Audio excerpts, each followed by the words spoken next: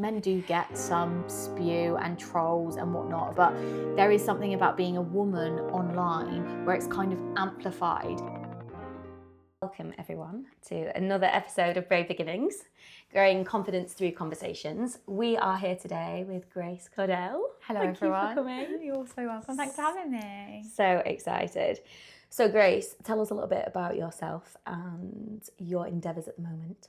So we've just been talking about how many things we've got going on. We're very similar, aren't we? Yeah. So my main work at the minute is podcasting. So I've got a true crime podcast. It's been going on for, I think, about 5 years. It started in lockdown. And I would say it's really the past like 2-3 years that it's taken off. And I would say like 80% of my week is that. And I really, really enjoy it. I love like all the different elements of it, and there are a lot of different elements. And then on the side of that, I'm also making cookies. We'll just talk about how much I love food, and like I literally have Food Network on in the background all of the time, just watching it. And I'm also acting on the side as well, so it's a lot of stuff. You do a lot. Yeah. So when you hear the word confidence, what does that mean to you? Because you've got all these businesses, right? You've got 3 different businesses. Young, professional woman, independent. What does confidence mean to you? And what are the challenges that you've experienced into leaning into it? I think confidence for me has changed a lot. I think when I first started out in theatre, it meant something very different to me because I'd only ever seen it. I've never experienced it. And I think the more confident I've got in my work and in my skills and in the kind of discipline that I have with myself within those, I think what I've come to realise that for me, confidence means really believing in what you do and owning it and taking joy in every element of it, be that the successes or be that the learning curves, the failures, the whatever else comes. And I think the challenges for me within that are reminding myself that it's okay to make mistakes and to do things wrong, or everything is a learning curve. And I think as soon as I started embracing that, it just automatically made me more confident, because it made me realise that there's no negative, really. There's no bad stuff. Everything is a progression of some sort, and that goes into all of the work across the board for me. And I notice that whenever I'm practicing that and really like being mindful of that, I find that the next project that I do or the next piece of work that I do, it feels more confident, it feels more cohesive, and I'm getting a lot more out of it. Is that something that you are conditioning yourself with? You're actively reminding yourself? Or is that something that's working subconsciously? Because it's great that straight away I've asked you about confidence and you've linked it with failure and your relationship with failure, which I think is crucial myself. So I'm wondering, I guess the first question is, when did that start? When did that habit start and that way of thinking start? And then number 2, is it something that is happening subconsciously, or is it something that's consciously happening now? I think it started with acting. You know, like you've got to be so resilient. And oftentimes, if you're not getting a role, it's nothing to do with you. But equally, there's so much that you can do to kind of put yourself in the best position. And I found when I was first acting, I think my ego was completely sabotaging me. I was sabotaging myself through my ego.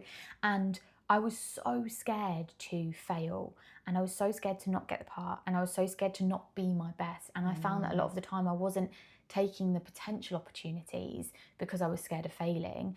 And then when I started doing those, and it wasn't through my choice, I was pushed into them through maybe friends or like my mum being like, go for it, do the thing, like just try. So you were driven by other people? Yeah, so that's how it started. So it was definitely a kind of subconscious thing in terms of like I was being pushed into it. But then I found the more that I did that, the more I was like, oh, actually that's really useful. And it was a hindsight thing for sure. I would get to, I don't know, weeks, months, years later and be like, God, I learned a lot from that experience. And so then I was like, how can I implement this into my daily routine, into how I approach my career?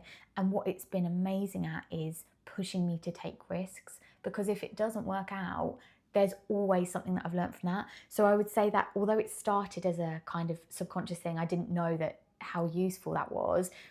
The more I saw it working for me, the more I was like, right, I just need to go and do like, let's do 5 things. And if 4 of them fail, that's way more useful than the one thing that's succeeded. Even though on the surface it might look like, oh yeah, like the podcast, for example, oh yeah, it's got loads of downloads that month. Great. But that's because I did all these other things that were really, really difficult or tricky or taught me a load of things to get to that point. And they're the way more useful things than the number of downloads or whatever it might be. Nice. Have you ever felt that you haven't leaned into something that you wanted to do? Or do you think that you are always quite good at going, this is what I want right now and I'm going for it? I think, yeah, I definitely, like the fear gets me, right? So if the fear's there, sometimes it's way easier, certainly like immediate gratification wise, it's way easier for me to not jump into that thing. But I know long term it will be good for me to do it, so I try and push myself. But I think it's definitely a conscious thing that I try and practice now, like pushing into the uncomfortable. And I 100%, we were speaking about this a little bit before we came on the recording, but I definitely, like, if I've got an idea, if I want to do something, you know what, it might not work, it might be embarrassing, but I just have to try. I just have to try, especially if it's something that I'm passionate about. If it's something that I'm passionate about, if it's something that I think has potential in some way, I'm like, do you know what? Even if nothing comes of it, even if I don't make any money from it, even if it doesn't achieve the thing that it's going to achieve, even if I don't get the role, whatever it might be, even if none of those things happen, even if I just do the project or the thing for a day, a week, a month, the amount of things that have come from that are so worth it for me. So I just try and take every single opportunity. I don't always manage it because the fear gets in the way, or like life gets in the way or whatever, but I always try and do that. And what do you think that fear is? Because I know you mentioned earlier the ego and failure and other people's perspectives of you, I suppose, when it comes to the acting and whatnot. What do you think your fear is? What do you think inhibits you the most? I think all of those things, 100%. I think the fear is like the main one. I mean, the only other thing is like life gets in the way, but I also think that's kind of a bit of an excuse for me. I'm like, oh, I'm busy doing these other things, or I've got to do, like, this thing needs to take priority, whatever it might be. But I think realistically, like, there's no reason why you can't. If something is important to you, if you're passionate about something, if you think something might work and it's an opportunity, there's no reason why I can't do that. And I'm in a really privileged and lucky position in that my job day to day affords me so much flexibility that if I get a thought or an idea, or like I want the podcast to take a certain direction, I can try that. And if I've got the time, even if it takes me like 5 days out of my work week, I've got the flexibility to be able to do that. I can work on the weekend, or I can do a little bit more work next week.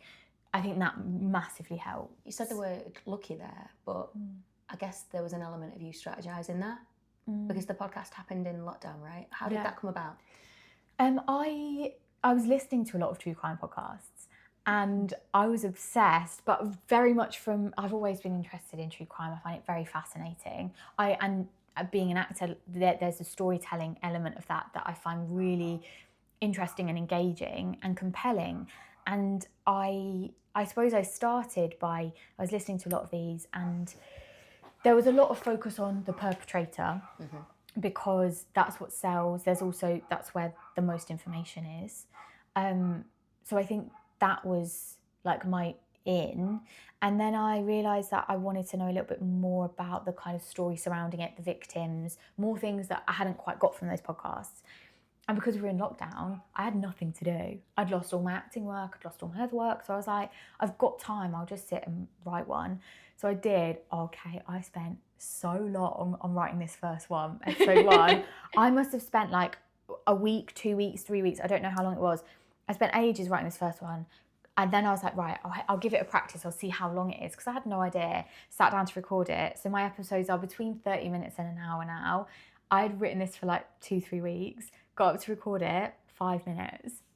5 minutes. I was like, what? Why? What? I could not believe it. And also I thought, I've absolutely rinsed the source material. Like, there's nothing else that I can put in, but I hadn't learnt all the other skills I've got now, which have come over, I don't know, like 150 episodes of building up the storytelling, looking for like the socio-political response to the case in the media and talking about that and having an opinion or a thought on it and talking around it a little bit. I've learned all of that. So I would say, like, although it started very much from like enjoying listening to these kinds of podcasts and thinking I could bring something else, I didn't know what that was. And it's only then over the course of 150 episodes where I've got to, and it's always evolving. So I've got to a place maybe around episode 50 where it started to be a bit more storytelling, and then episode 100 where it was maybe more concise, and in today's world of like TikTok and Instagram and short attention spans, it was much more catered to that. And then I think I've gone back now to a more storytelling way because I feel, one, I enjoy telling the stories like that more. I feel I get much more out of the research, but also I feel like it's a whole experience for the listener, and that's kind of why I started doing it in the first place. So I've had like this whole circle, and I've gone back to where I started. It's now just much more in depth. Wow. So that moment where you'd spent weeks on this first podcast, and it was 5 minutes long. What did you do? Like, at that point, it would have been so easy for someone to go, this isn't for me. I spent 3 weeks on this. I've only got 5 minutes worth of content. Yeah. How did you figure it out? How did you push through it? I know you said that obviously we were in lockdown. You didn't have much else going on. Yeah. But that's it, to push through that and to figure it out by yourself, because you didn't know anyone else who had a thriving podcast or a successful podcast, did you? So what did you do? I think there were a couple of things. So first I was like, what are the simple solutions that I can do to solve this? I was like, how do I make it longer? I'll just speak slower. Which is not engaging or like all the things I wanted to do does the opposite of that. So you will notice, like with the first few episodes, I'm talking a bit slower, and some of that is like technique, right? Like I wasn't used to doing 2 episodes a week of like 30 minutes an hour. So some of that is like taking the breaths and getting to grips with the material and sight reading and things like that. Some of it was because I wanted it to be longer. It just didn't work. But then I think a big part of like pushing through and pursuing with that was taking inspiration from other people. So I listened to a lot of podcasts. So I was like, how are these podcasts building up the like raw material that they've got? And a lot of the time it's because the cases they've chosen have very rich source material. Maybe there's like a documentary or a book or court transcripts, and some of the cases that I was doing early on didn't have those. Now I say I would still do those because they're really important to tell, and often are less covered because there's less material. Naturally, that means they're less well covered. I've learnt to build up the kind of storytelling. So like really little things. For example, if it happened on the 28th of July 1978, I will research what the weather was like. You can't always find that, but there might be like a news article, or there might be like something on Google that tells you what the kind of weather was like in that month or whatever. So it allows me to put that into the story of the case. So I'm building up this picture for the listener that actually doesn't, like, none of that comes from the source material. You're already building that up. And I think as actors, like wanting to story tell, that's something that I really get excited by, putting that in. So I kind of troubleshooted all these little bits and eventually got to this place 150 episodes later where I feel like I've got quite a good formula for being able to build up a case in a kind of just a much more thorough way. And what about releasing that first episode? What do you mean? So obviously I am creating my own podcast. I've recorded 4 now. I'm trying to build at least 8 before I start releasing them weekly. But that first episode, when that first episode goes live, I think there's going to be a part of me that absolutely craps themselves. Like, of course. Because there is this element of what will they think, and pure imposter syndrome, which, you know, everybody gets imposter syndrome when you're doing something for the first time. So what was your experience of releasing that first episode, especially on such a grim subject? Oh my goodness. What was that experience? Can you remember it? Yeah, well, I think you make a good point there in terms of like true crime, because it still is a bit, but definitely back then it was taboo. Like, it's weird. Oh, you like true crime for a start. That's weird. Also, you want to spend loads of time writing about it, and then you want to talk about it. It's a bit of an odd thing. I think it's less taboo now because there's a bit more of an understanding of like the morbid fascination around it, rather than like, I don't enjoy that these crimes have happened. I'm fascinated by them more than anything, and I'm engaged, and it is kind of an art form to have a story told like that. So I think I love how you see it as an art form. yeah.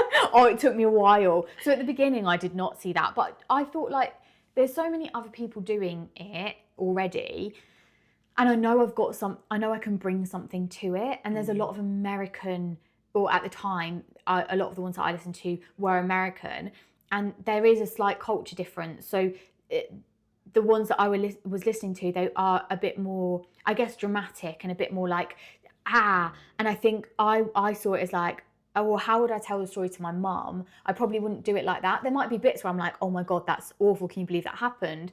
But I was like, I know that there's a different edge that I can bring to this. Right. So you were looking at your USP. Yeah. What can you do that other people aren't doing? So there's a sense Exactly of like, you were modelling other people to gain inspiration. Then you were thinking about how you could approach it differently. Yeah. But yeah, that first episode going live with that topic, was there fear? What was going through your mind at that point? There was definitely fear. I think the thing that helped was that I didn't necessarily expect it to go anywhere. I hoped that it would, but I knew it was going to take some time. And there have been times through the journey where I've been like, why am I not making more money? Or why am I not like, why can't I pay myself bare minimum wage? There's definitely been moments of that. But I think I see it all for like big picture, like what am I trying to do big picture wise? And so, yeah, the first episode releasing and maybe it not getting that many listens was a bit scary, because I was like, I put loads of work into this, and how many did you get? Oh, I can't remember, but what I do remember is I was on a podcast platform where you can literally see like how many listens you get like live.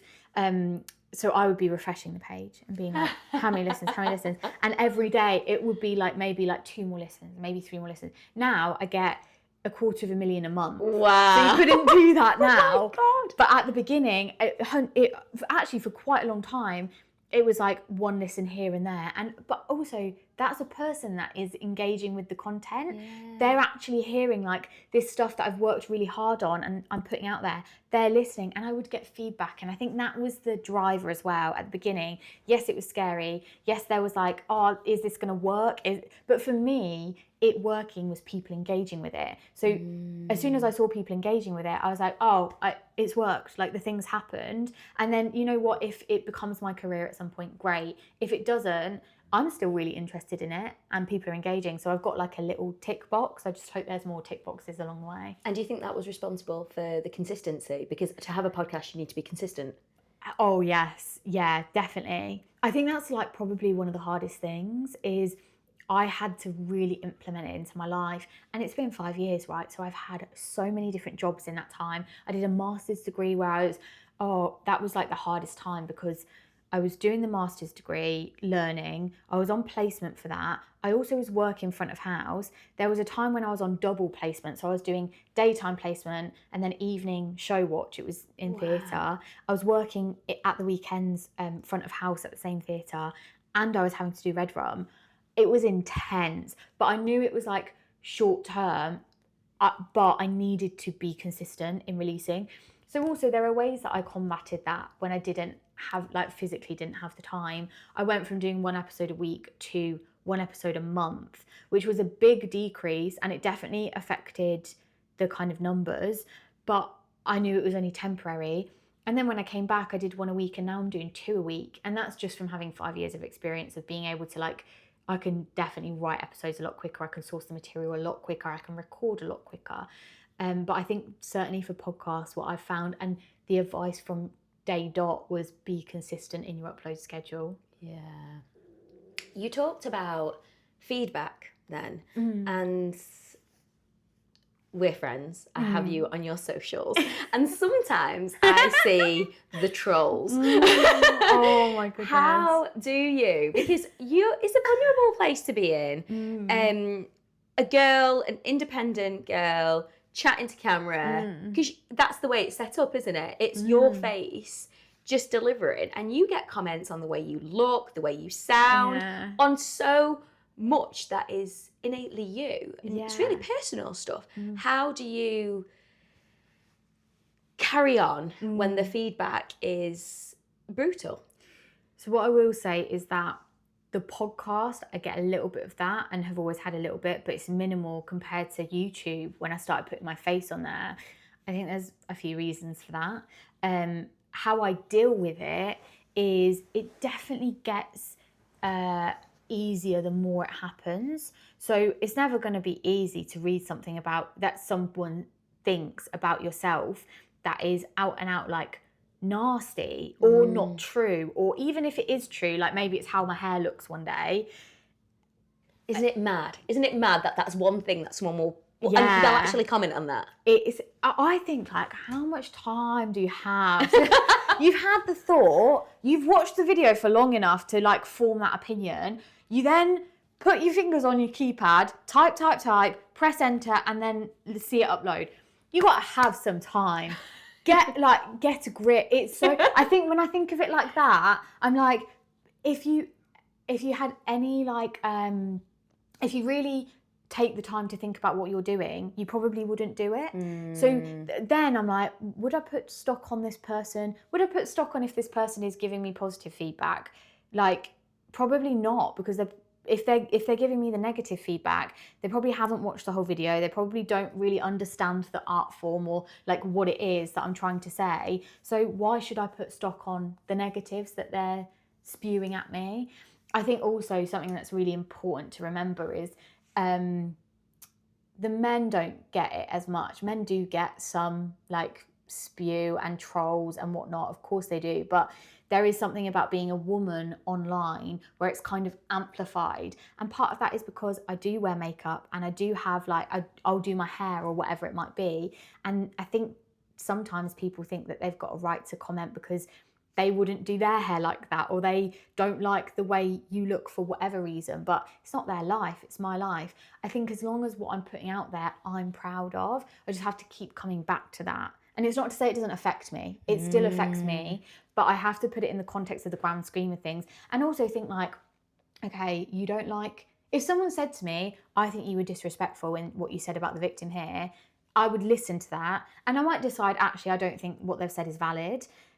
I might decide, actually, yeah, it was. Let me issue an apology. Let me think about how that influences my future work. Fair enough. I think that's really useful. If someone says they don't like my hair, I don't care. I'm the one that lives with my hair. I like it. So I'll be okay with that. I kind of, I guess, filter what you're putting your energy. Yeah, exactly onto. that. Wow. So you said something there that has drew me in because I am a female podcaster. So what is it, do you think, that makes women more of a target on YouTube and in podcasting in terms of the negative comments and the negative feedback? Do you think that society is still adjusting to women owning their voice in public arenas? Because I know when I'm coaching women, and I specialise in coaching women owning their voice in board meetings or getting that pay rise or whatnot, there is a fear that they are scared to be assertive because they link that with arrogance or bitchiness, or they don't want to be seen as this woman who is hostile. And so they lean into people pleasing or avoidance instead of asserting themselves or owning their voice or asking for that rise, because they're so scared that they don't want to be seen in a certain way. Do you think there's an element of that to it? Absolutely. I think you've got it like spot on. And I actually think, I'm really glad you said it, because I feel like you've articulated it really well. I think sometimes when that question is asked, and sometimes when I talk about that subject, it can come across as a little bit like not factual or a bit emotional because we're women talking about it. But I think the facts are, and it is a factual thing. I listened to a podcast by thought leaders called Who Killed the Female YouTube Star? And it's a really interesting listen. I definitely recommend it. It was all about how YouTube started with women. It started with like mummy vloggers and bloggers. That was like the initial surge of content. And throughout the history of YouTube, we've seen that women are the innovators and leaders in new types of content, which is so exciting and amazing. What that means, though, is that women should be at the top in terms of how much they're watched, how much they earn, things like that. But they're not. In the top 50 YouTubers, only 3 of them, this was a couple of years ago, this data, but only 3 of them are women. Wow. Yeah, and there are a couple of reasons for that. Isn't that mind-blowing? That is mind-blowing. There's a couple of reasons for that. One of them is that the YouTube algorithm isn't inherently misogynistic in terms of how it's programmed and built, but it replicates human behavior. So what that means is that we as a society, men and women, are more receptive to seeing men do well. And so when a woman does well, not everyone, but we as a society don't like that or don't respond well to that. We don't want to see that. It's an issue if we see women making good money. It's an issue if we see women being powerful and really like leaning into their authentic voice. It's an issue. And I find I'm a feminist. I absolutely believe in equality. And I know that, you know, misogyny is real and patriarchy is real and all of that. But I find myself doing it sometimes, and I have to check myself and go, why have I not clicked on that's I was watching tech videos yesterday for helping me for some skills, and there were 2 male videos and 1 female video, and I'd watched the 2 male videos, and then I went to skip the female video. Wow. Why did I do that? Is it because it's a tech field? Is it because, I don't know. I'm sure there's like lots of stuff going on there. But I mean, flipping on its head, if you saw a channel about being a parent and it was a man, would you go for the woman or the man? Yeah, really good point. And it's so interesting what you're saying. Humans love certainty and we like control, don't we? And at the minute, roles and genders are interchangeable. You have got men that are staying at home with kids, and you have got women who are making more money than men and asserting themselves and owning their businesses. Do you think that is causing some kind of anxiety? Like, where do you think people are struggling to understand where they fit in society now and what the rules are in terms of what the male is supposed to do and what the female is supposed to do? Yeah, absolutely, because we've not really had this before. I mean, not in like, well, I don't think in the kind of mainstream way that we do now, because of the rise of YouTube, podcasting, being self-employed, like making your own journey, your own path. Because of that, we can kind of do whatever we want. Might be harder for us in some aspects of the industry than others, but you kind of can. You can take charge of your own path. Yeah. And I think that's a really new thing. There are so many laws and things that have been in place like really recent, up until really recently, and still in some other countries, of course, where women are not treated equally. Like, I can't remember what year it was, but it was relatively recent, where a woman couldn't like have her own bank account. Like, if you don't have your own bank account, we're still in this adjustment period, exactly, aren't we? Where we have to adjust our preconceived opinions of genders, and equality, and what that means. It's mad, isn't it, the changes? Yeah, it really is. I would love to know, in terms of the comments that you get, the negative ones, do you think they predominantly come from men or female? Because I don't know about you, but I sometimes feel that women, I surround myself with wonderful, amazing, lifting, great women who always have my back.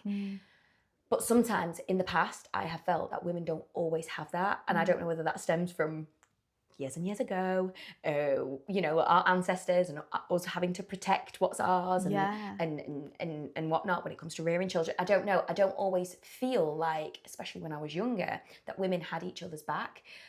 But I do feel right now with my environment that is the case. What are your thoughts? Do you think, do you get more negative comments from men or from women?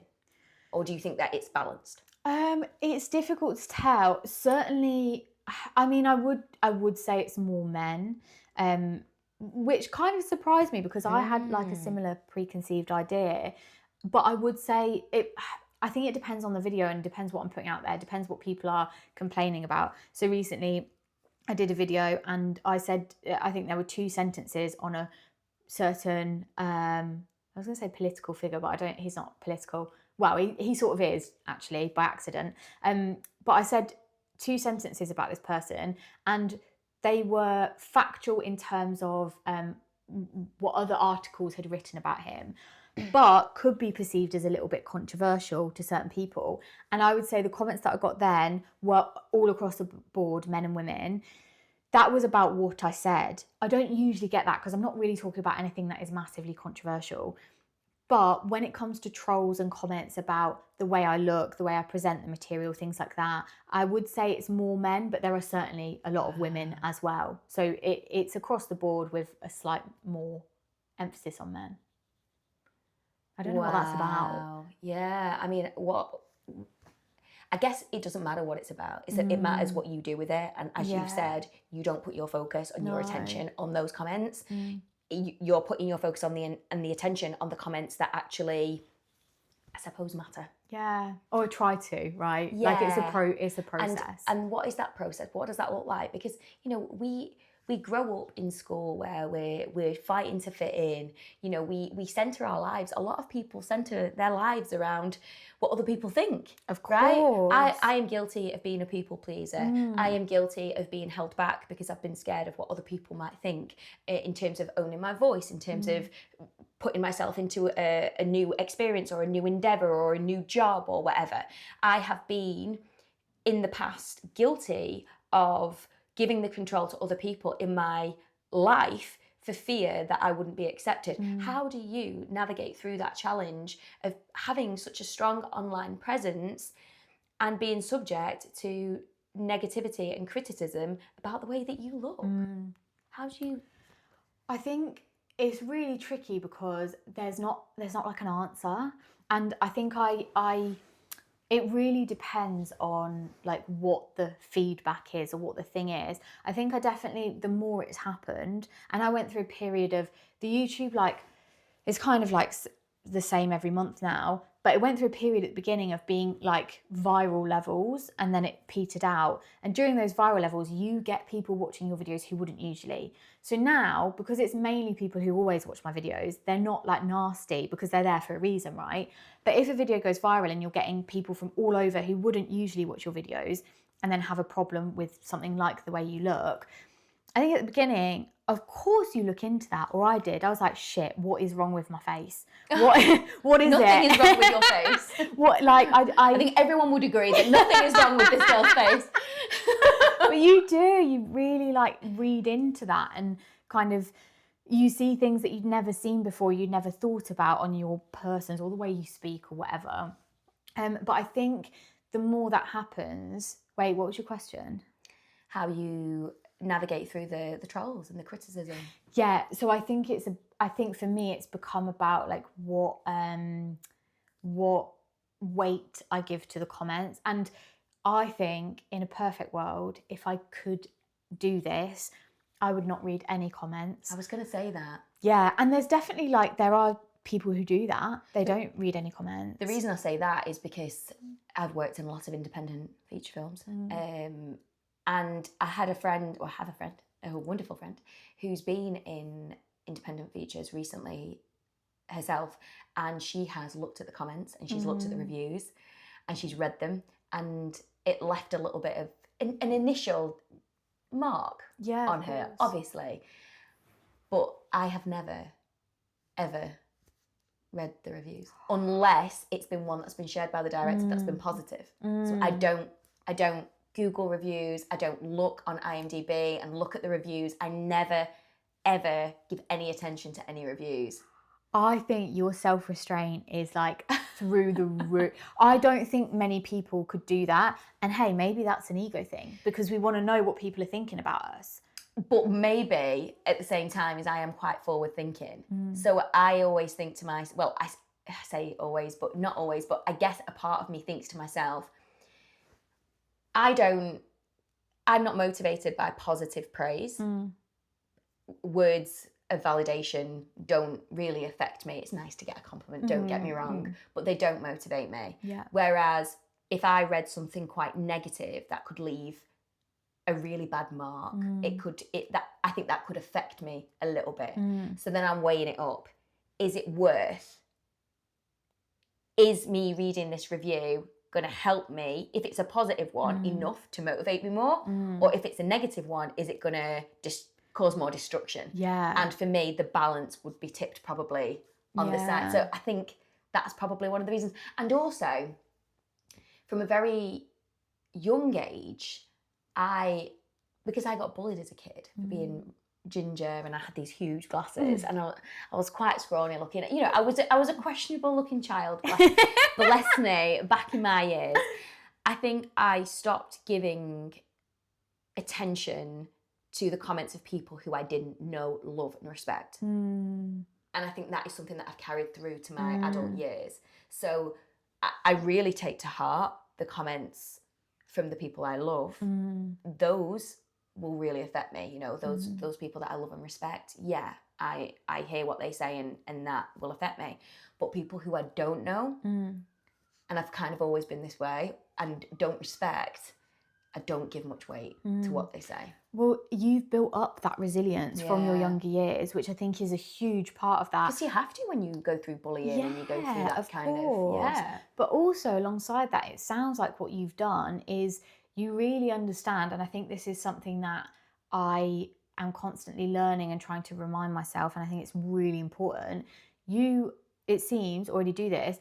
You see everyone as they're just people, right? Yeah. Like they're people who are just like you and I. No one's above you. No one's below you. We are all on the same level. We're all on a playing field. And I think as soon as you see that, it was interesting. I did a corporate role play recently, and one of the lawyers there was, we were talking about, we did a scenario, and then afterwards she was talking about how she handled it. And someone said what they usually do. And in terms of like, I guess, people pleasing and also wanting to like really get their validation and their like approval. And this female lawyer said, she was like, no, I don't do that. I see everyone on a level playing field. So I'm not like fighting for their approval. And the way she handled that corporate role play, the way she handled that situation, I learned so much from her because I think she did a really good job of, exactly as you say, she doesn't really take stock of the super positives, especially from people that she doesn't know. If someone that she knows gives her a piece of feedback and she really values and respects them, she's going to really listen to it. She's not putting them above her. She's just like, oh yeah, you're on the same level as me. Let's have a conversation. I think that's really important. That's something I'm learning to do. So many people are going to be wondering what role play is right now. I did think that when I started saying it, I was like, oh, hold on a minute. So corporate role play is where actors get hired to help reenact scenarios, real scenarios, with people in various different sectors, professional sectors, so that people can practice their communication skills and emotional intelligence. Thank you. And get some feedback from us based on it. So yeah, I totally agree with you. We have to see each other as on a playing level field without a doubt. And I also think it's funny, when I was a kid, because people would bully me or say things, but I could never bring myself to say things back to them because I'd felt the sting and I knew how much it hurt.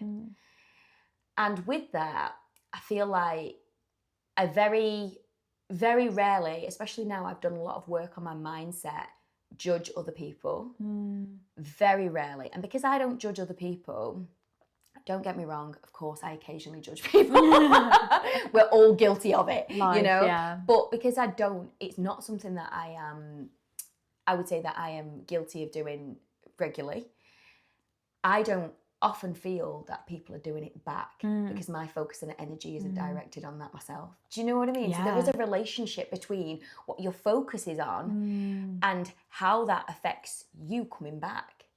Yeah, absolutely. And I think that is a lot to do with your self-esteem, right? When I feel the best about myself and have high self-esteem, then the thing is, what you think, if I'm in a low self-esteem place, what I think other people might be thinking about me or judging me for 9 times out of 10, 99% of the time, they're not going to be, because we're all focused on ourselves, aren't It's just we? a projection of what you're thinking about yourself at that one given time, isn't it? Yeah, so I think like being in that kind of mindset where, and I know you quite well, and I know that you don't judge other people. Like when we have conversations, the conversations that we have are just so rich and full of like real stuff.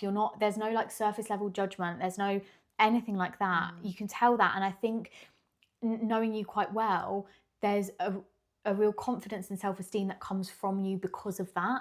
And I think that's something that when I look inside myself, I know if I'm having a bad day and I'm low self-esteem, I'm definitely going to be thinking, oh, people are judging me. I don't want to go out and be social. I don't want to go out and see people because I think they're not going to have a good time with me because I'm whatever. I notice it when my self-esteem is a little bit lower, or I'm having a harder day, or things haven't been going well, or I feel a little bit more challenged. Sometimes I'll look in the mirror and I actually see myself as fatter.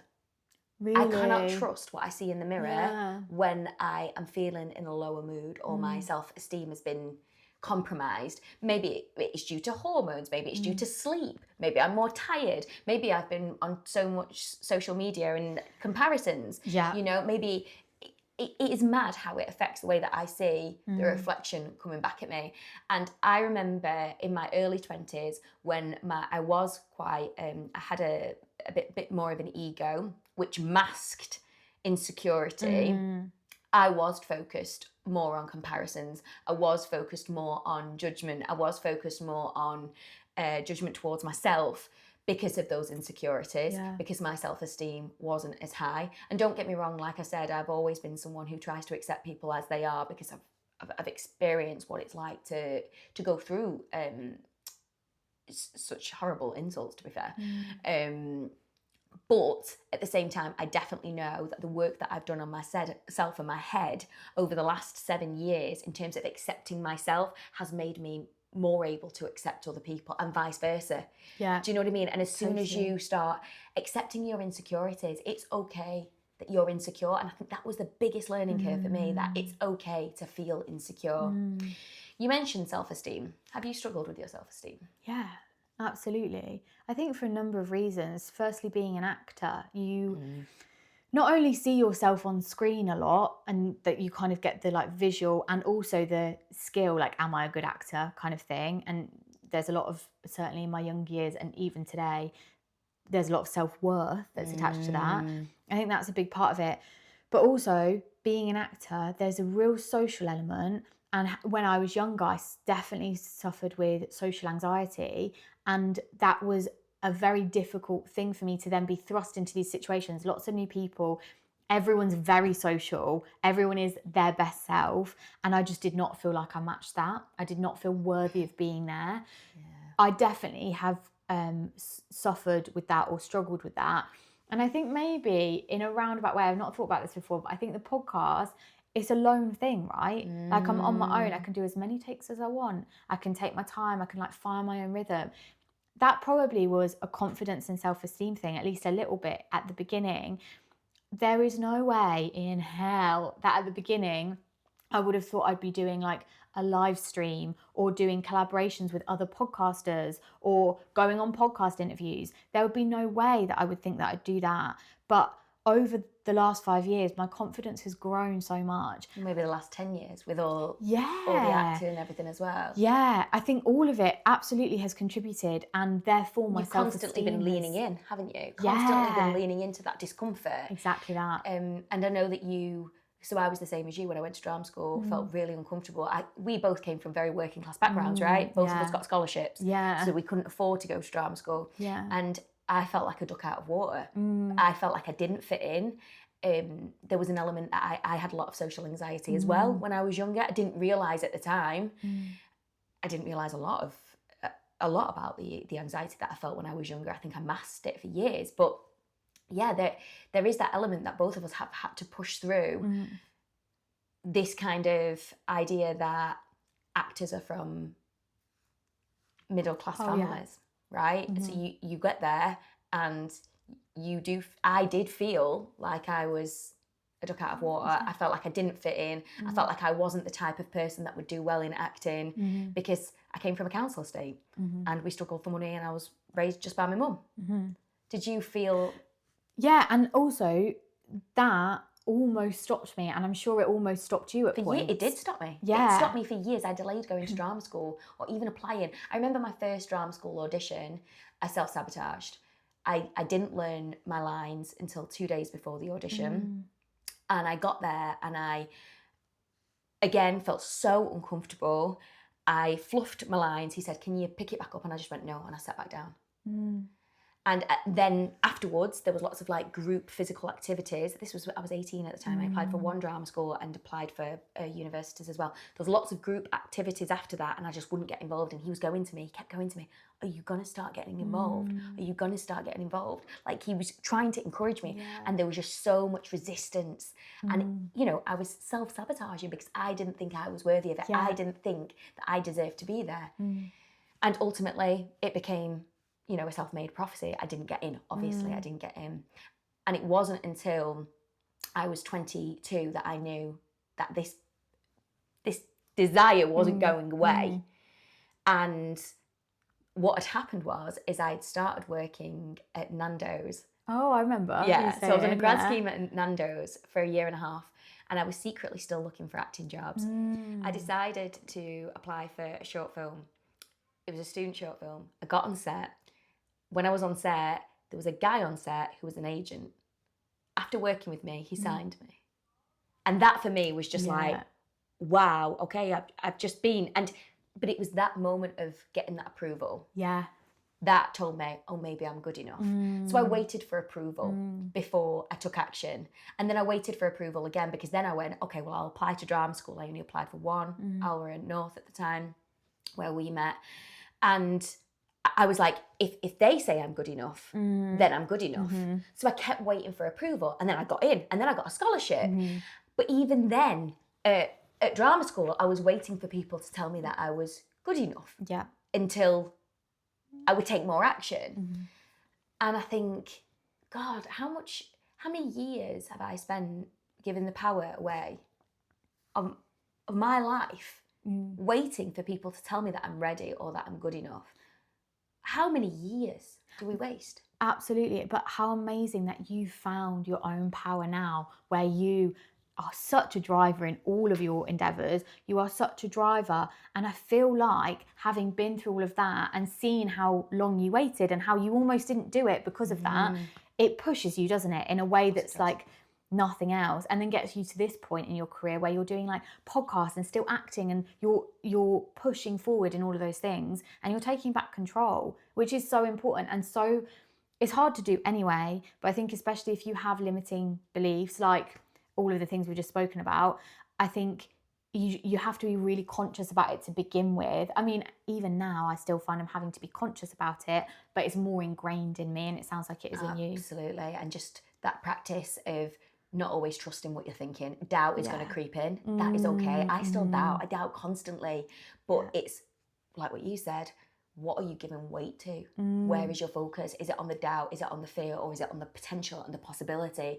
Are you focusing on doors being opened and embracing failure if that arises? Or are you focused on the fear and the avoidance?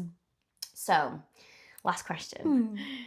If you had to give some of the viewers today and some of the listeners today 3 tips, we'll say 3 tips for leaning into something that fuels their very soul, what would you give them? Because you've mentioned some incredible nuggets of wisdom today, but 3 pieces of advice that will help them if they're wanting to create a podcast, or if they're wanting to change jobs, or if they're wanting to be an actor, or if they want, whatever it is, what pieces of advice would you give them? The first thing I would say is don't wait, just do it. Because what's the worst that can happen? As long as you're not putting yourself at risk of anything, you're not harming anyone else, it really doesn't matter. Just do it. That would be my first piece of advice. And I really live by that, as you know. Yeah. Just go for it. The second piece I would say is lean into the failure. Just like, I suppose, know that it's going to be there. Yeah. And then it's not scary because you know it's coming. Totally fine. And then you'll move on. And then next time, maybe it won't be a failure. Maybe it'll be a success. Maybe you'll learn something. And then the third thing, and I think this is probably the most important and the one that I constantly have to remind myself, and it makes such a difference when I do it, and that is to enjoy that journey, because you're going to be in those moments of failure, in those moments of success, in those moments of like doing things you've never done before, or doing things that feel super uncomfortable and weird, or feel super amazing and great, and enjoying that where you can, and knowing that Tom Hanks did an interview where he said this. It's not his quote. It's like so well known. I think it's religious. This too shall pass. Yeah. I always think about that. I had it as my phone background for ages because I thought like it makes you able to enjoy things more, because if it's like really shit and it's really negative and it's hard, it'll pass. And you know what? If it's like really good and amazing, cool, that's going to pass as well. So just enjoy that journey, because it is up and down and middle and twirly whirly, and it's just, it is fun, but you've got to like really embrace that as much as you can. Oh, absolutely love that. Well, thank you, Grace. Finally, tell us about Red Rum. Tell us about what we can do to follow you. What are your endeavours? What's going on for you right now? How can we support you? Thank you. Firstly, I've had such a fun time. It's been so lovely chatting with you. So you can find the podcast at Red Rum True Crime. You can find it on all the socials, but also if you just search Red Rum True Crime, like Spotify, Apple, you can find that. You can also find, I have a cookie company called Thick Bakes. They're amazing. Thank oh my God, you. They taste so Thank good. you. They're like gooey middles, aren't they? So THICC Bakes. How are you getting on with the I have PCOS, so I was saying to Grace to create a cookie that's no refined sugar, gluten free. Basically all of the tasty things I am trying to limit.